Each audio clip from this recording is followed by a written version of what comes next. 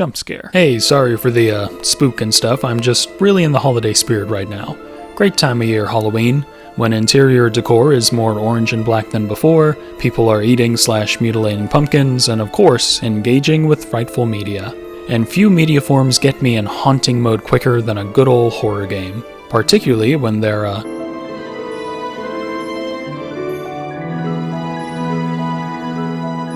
Alright, super simplified explanation. As we know, when the barrier for entry to game design crumbled with the advent of more accessible software and hosting space, we saw a huge shift in the gaming market, a massive flow of independently made video games available to the public that are sometimes just straight up free. Horror games particularly got a good boost because of the reaction potential and overall entertainment value in the Let's Player sphere.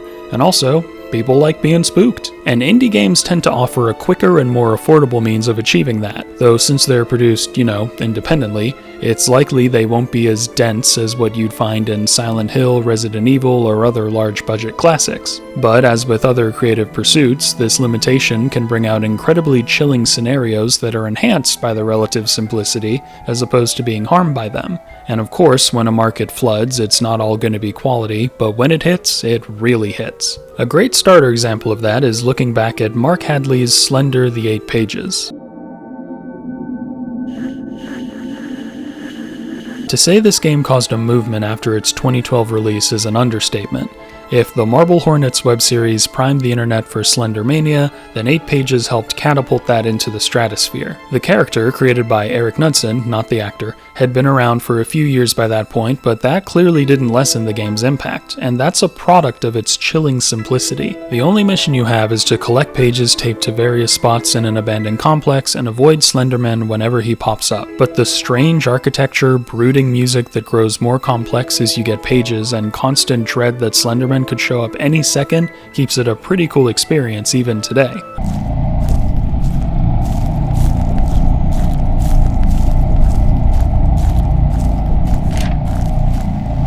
And though 8 Pages wasn't the inventor of its themes and ideas, the application was stellar, and we still see the influence of this game style in the modern indie scene as well. Crowded followed by Night Dial and Pretend It's Not There by Dreadloom are two more recent indie horror games that I feel do the whole constant looming unbeatable threat you have to avoid while performing various tasks thing fantastically. Crowded Followed sees your character frantically transporting a cursed briefcase across a heavily populated cityscape, all the while a skinwalker type creature that no one else can see is close behind. This is because you unfortunately happen upon its previous owner bleeding out in an alley, thus transferring the curse over to you. I do love framing like this, when it all comes down to just really being in the worst place at the worst time. It heightens that sense of this could be anyone for me, even in a wildly supernatural scenario like this.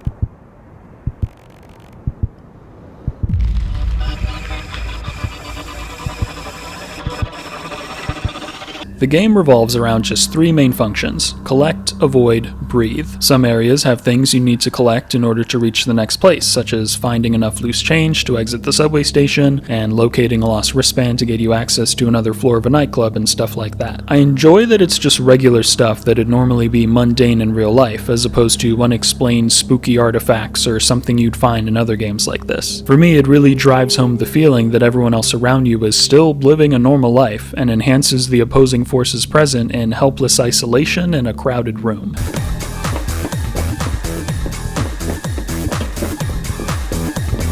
Avoid is pretty self-explanatory. You gotta avoid the creature and it remains freaky the whole way through. It blends into the crowd for a while and then boom, takes full form, and it gets me every time. Breathe is kinda neat. There's a breath meter that gradually decreases as you exert yourself running away, and if it runs out, you're done. You keep it up by periodically shaking and puffing on your inhaler, but shaking takes a little bit and greatly slows you down, so breath management makes the whole experience so much more anxiety-inducing with just one mechanic. As an asthmatic, I appreciate the representation.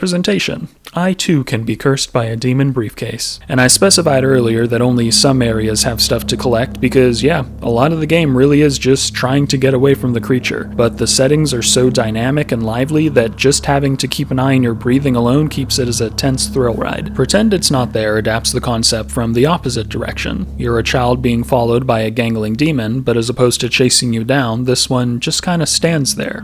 menacingly one might say. And the focus of the game is to try to go through your normal nightly routine without acknowledging the thing's existence, hoping that if you just pretend it's not there, it'll go away. But the monster really wants to be seen.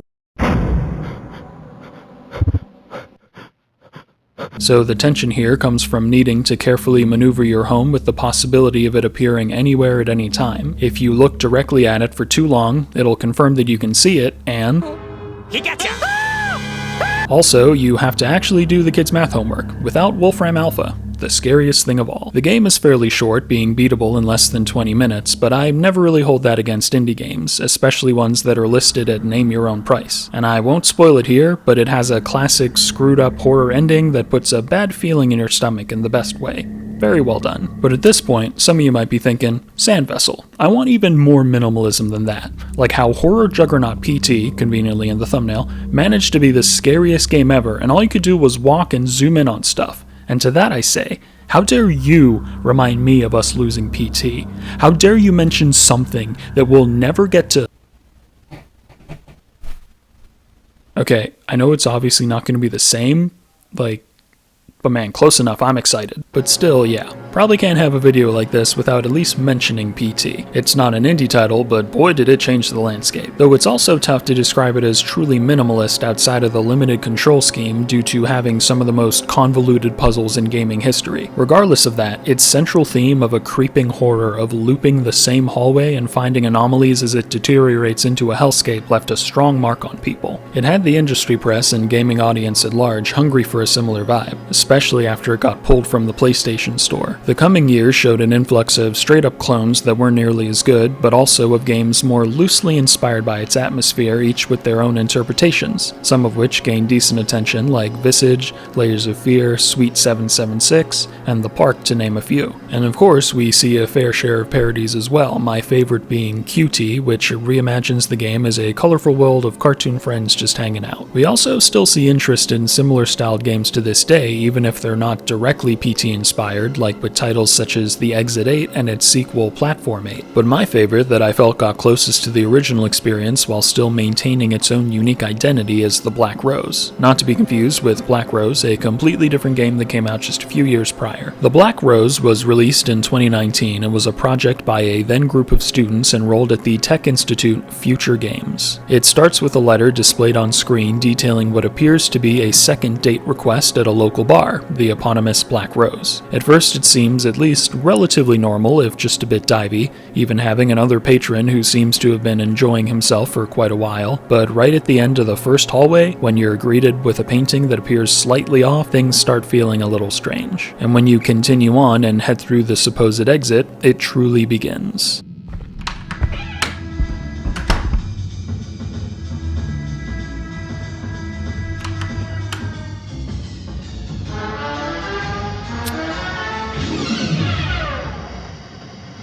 Yep.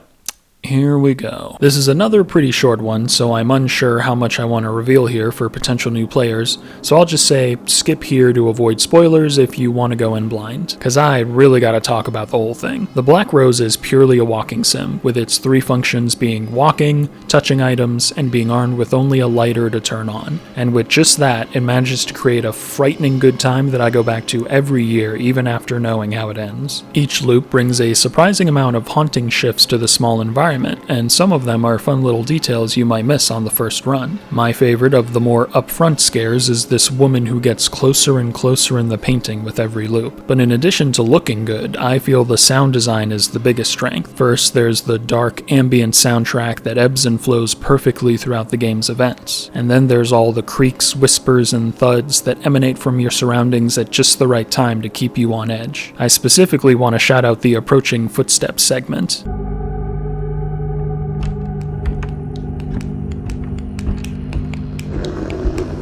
That's one of my least favorite things in the world. Even the end is a more subdued, somber discomfort instead of the jump scare fest you'd expect from titles like this. Just an all-around good time, and a perfect game to watch your friends play instead. And if you were watching that game footage and thinking, I mean, that looks fine, but it'd be better if you could look at cryptic photographs instead of letters and lay down for a while in addition to walking, then that's weird, but also you're in luck because there's Hachi 8 Feet Tall by Meadow.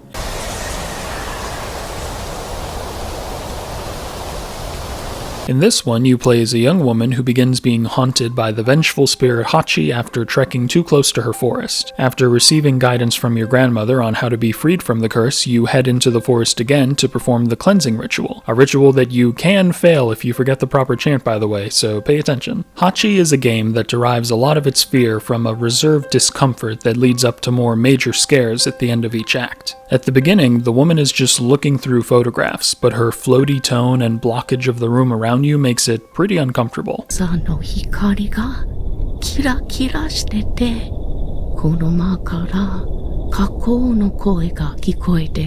Similar things can be said later when you're laying there watching your grandmother purify the room or exploring Hachi's forest to find the necessary ritual components. Given the circumstances, the serenity of the world around you, even lacking background music, feels like the epitome of quiet.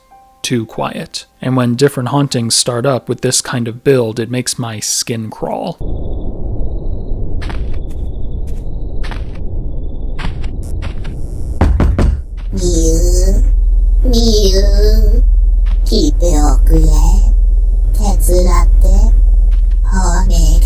It's not, oh man, I'm freaking out scary, but I think it's pretty cool. It's the kind of horror you can appreciate aesthetically in the moment, or you might find it boring if you're not into this style. But I'm willing to take that chance, and mention it here because if you're in the audience for this kind of stuff, I think it's done pretty well. And there are so many other examples I could get into, but I think at this point I'm gonna stop talking, and just wish you a happy Halloween, and say, hey, if you know any games that you think are doing a lot with a little in the spooky territory, throw them in the comments, let me know, I'd love to play them. I got game links in the description, as well as my Ko-fi page, and other stuff that you might find interesting. Have a good season!